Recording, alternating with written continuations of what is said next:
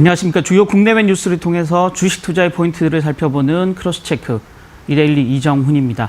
저희 준비한 기사 제목부터 살펴보시겠습니다.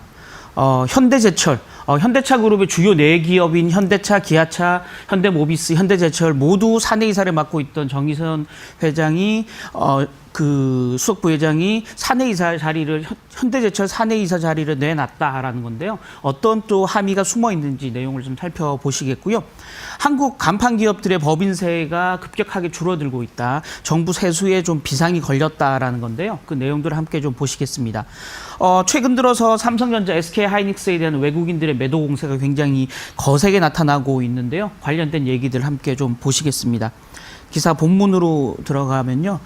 정의선 현대차 그룹 수석 부회장 얼굴이 이렇게 사진이 나오고 있는데요.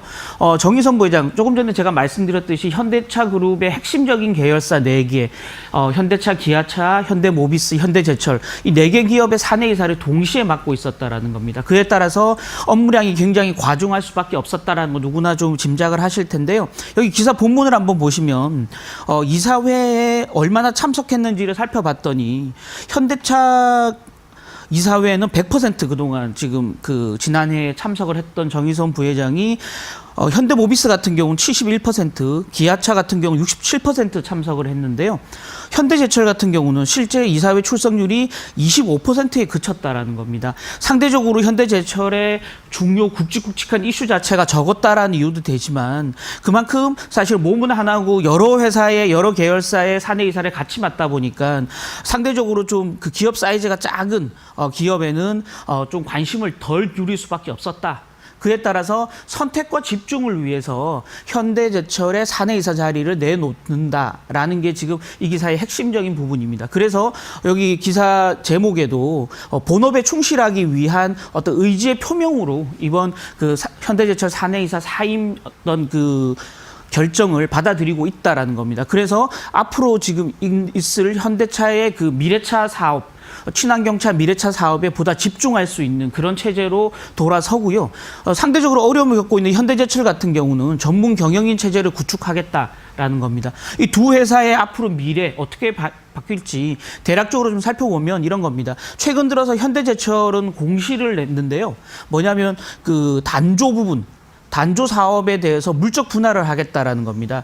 본체로부터 회사를 떨어져 나가게 만들겠다라는 건데요. 이 단조 사업은 주로 봉강이라든지 긴 어떤 막대기 형태로 돼 있는 강철이고요. 봉강이나 판재류 같은, 그래서 주로 조선 업종에 주로 쓰이는 철강 제품들을 만들었는데요. 최근 조선 경기가 어렵다는 거 누구나 다 아시다시피, 따라서 이 조선 경기로 인해서 지난해 적자를 기록했던 이 단조 사업을 본체에서 떼내겠다라는 겁니다. 그래서 향후에 최악의 경우는 이 단조 사업을 다른 회사에 매각할 수도 있다라는 점에서 수익성이 낮은 부분을 떼어내서 현대제철의 수익성을 높이겠다라는 거고요. 그에 따라서 정의선 부회장이 이 회사를 가지고 있기보다는 전문 경영인 체제로 돌리는 방안이 훨씬 유리하다라고 판단했을 거고요.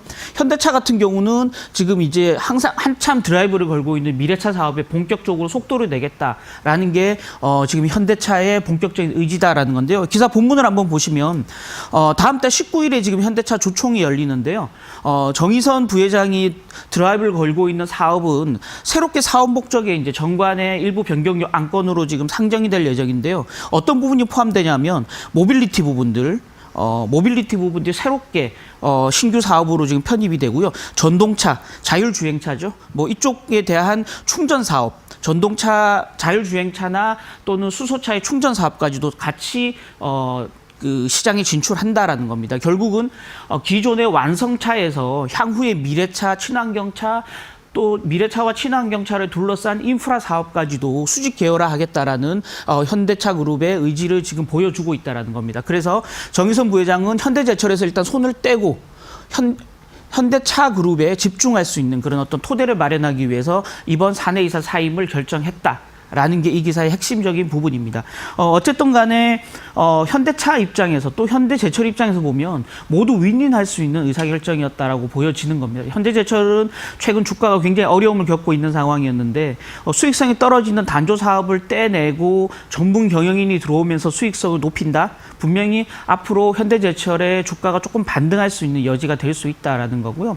현대차그룹 역시 마찬가지입니다. 현대차그룹 같은 경우도 지금 올 1분기 실적이 굉장히 좋을 걸로 보이는데요. 코로나19 사태로 인해서 조업 중단이 좀 일부 있었지만 현대차 같은 경우 1분기 한 35%, 기아차 같은 경우는 그 통상임금 관련된 일회성 비용을 빼면 한 65% 정도 영업이익이 늘어날 걸로 예상이 되고 있기 때문에 이 코로나19 사태가 좀 잦아들면 신차 효과와 함께 실적 개선 효과가 분명히 나타날 수 있다라는 점에서 보면 현대차 그룹에 보다 더 힘을 실어주는 정의선 부회장의 의사결정 자체가 향후 현대차 그룹의 주가 상승에도 큰 힘이 될 수 있다라는 점에서 현대차 그룹, 특히 이제 현대기아차 또 현대제철 공히 좀 관심을 기울일 만한 종목군이 됐다라는 말씀 드리도록 하겠습니다. 다음 뉴스 보실 텐데요. 다음 뉴스는 법인세 얘기입니다.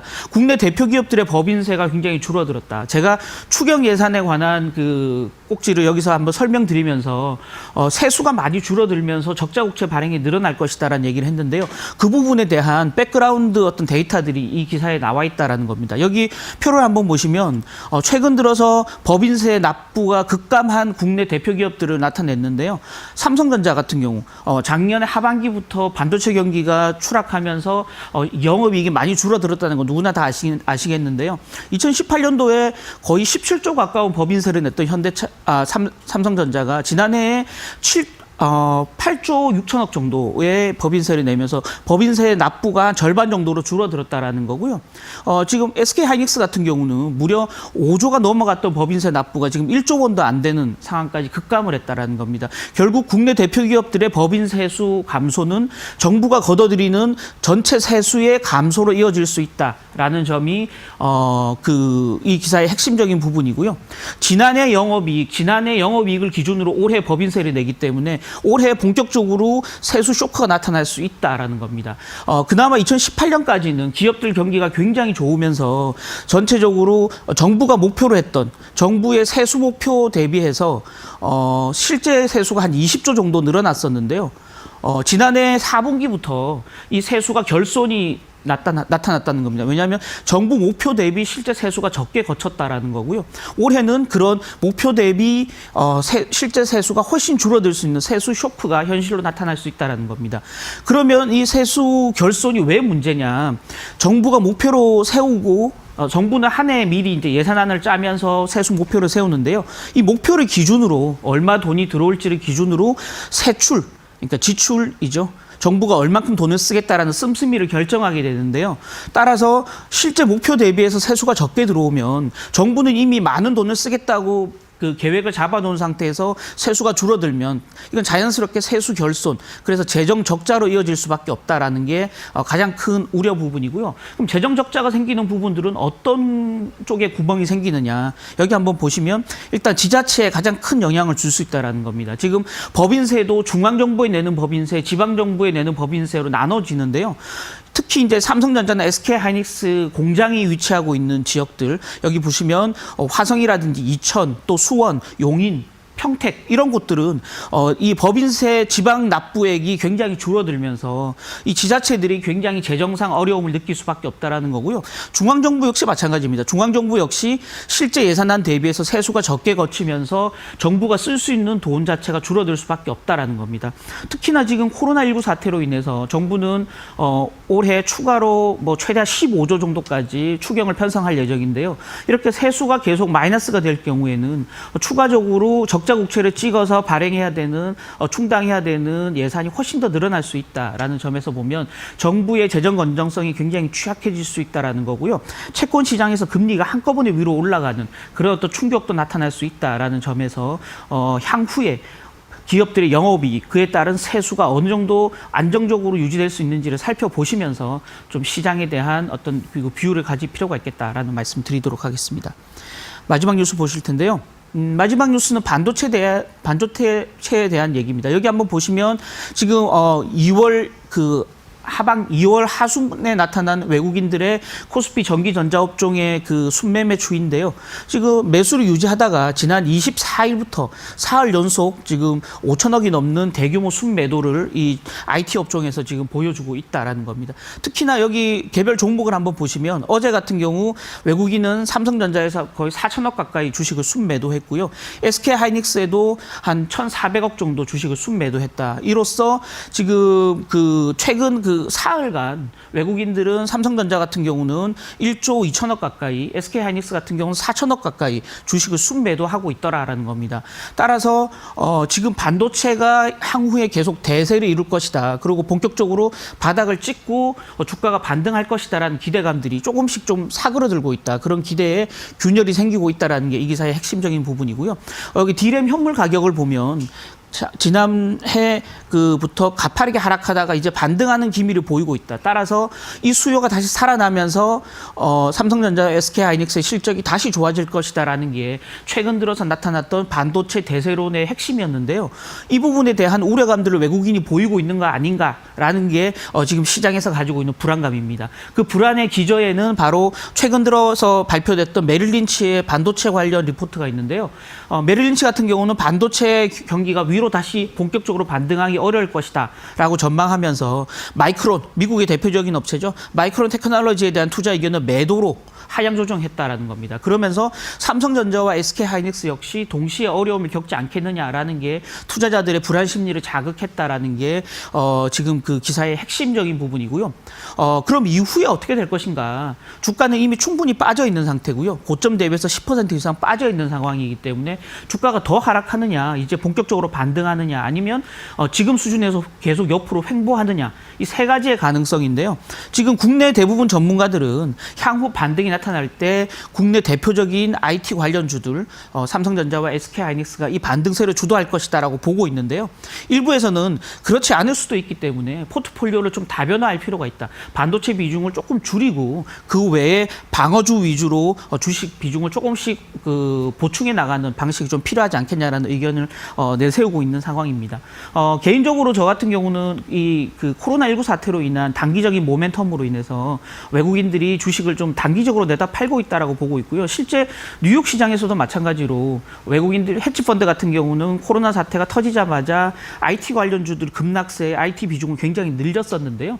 그런 어떤 매물이 지금 좀 쏟아지는 거 아닌가. 따라서 코로나 사태가 잦아들면 외국인들의 모멘텀 플레이로서의 IT주 매도가 사그러들 가능성이 굉장히 있다라는 거고요. 실질적으로 보면 외국인들이 선물 시장에서 지수 선물을 대규모로 순매수하고 있기 때문에 우리 시장 자체를 부정적으로 보고 있지는 않다라는 점에서 보면 반도체주가 앞으로 그 저가 매수를 통해서 반등 시에 다시 시세를 주도할 가능성이 굉장히 크다라고 보여지는 상황입니다.